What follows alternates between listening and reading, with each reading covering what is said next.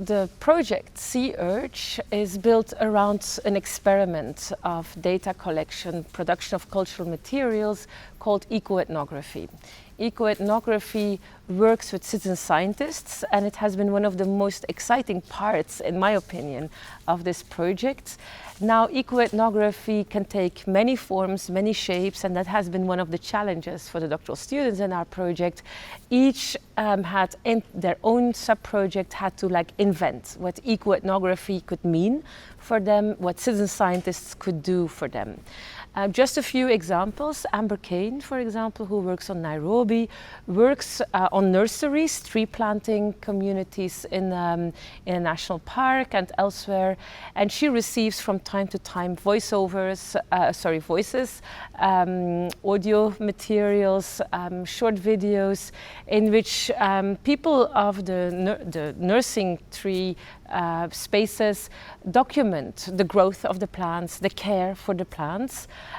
She also regularly gets updated while she's away from Nairobi, while she's back in Leuven. So the citizen scientists send her digital materials through which she can follow over a while how selfish trees, indigenous trees, these are various categories that are being used in Nairobi, how her interlocutors approach them, relate to them, and she can have a beautiful view over time.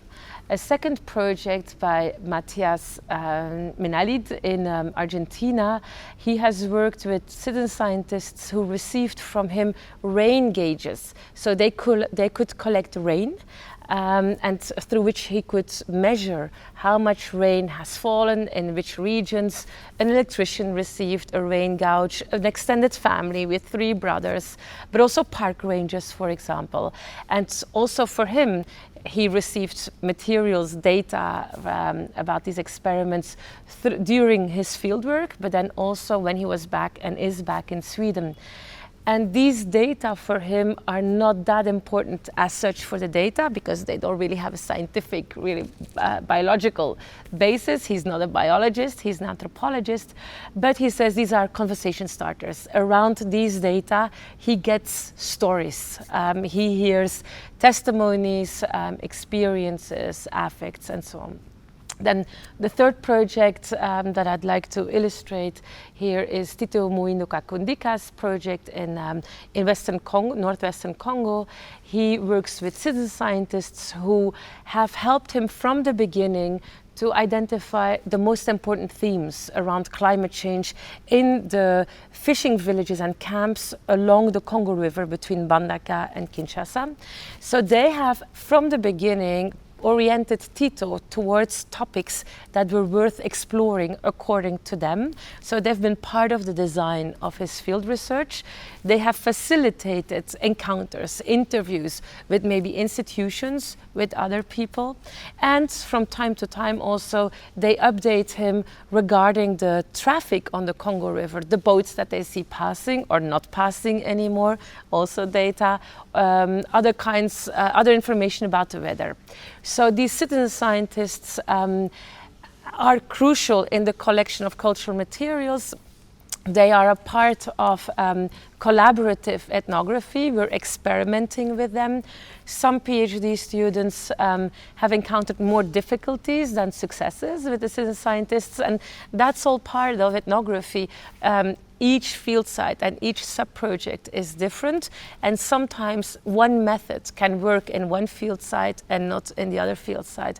So what is for me also exciting is that this whole consortium, this collective of 10 PhD students will be able to reflect on eco-ethnography, citizen science, what are the limitations, what are the opportunities, what are the possibilities, based from their own experiences and experiments. Challenges that some have encountered were financial compensation.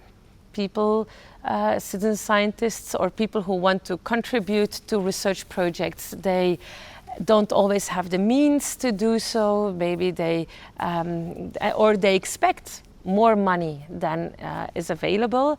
Time is also a constraint. Avishka's project in Sri Lanka, for example, the farmers just did not have time to engage actively in the design of her research, in the collection of cultural materials. Now, to conclude, citizen scientists have so far been participating in the collection and production of cultural materials. Now the doctoral students are arriving in a second phase, the analysis and the writing up. And at this point also, the doctoral students need to figure out how the citizen scientists can be included in that phase. And again, for each sub-project, it will probably be different. The final phase then regarding the dissemination of the results, I expect that the citizen scientists will have a more active role there, but that remains to be seen.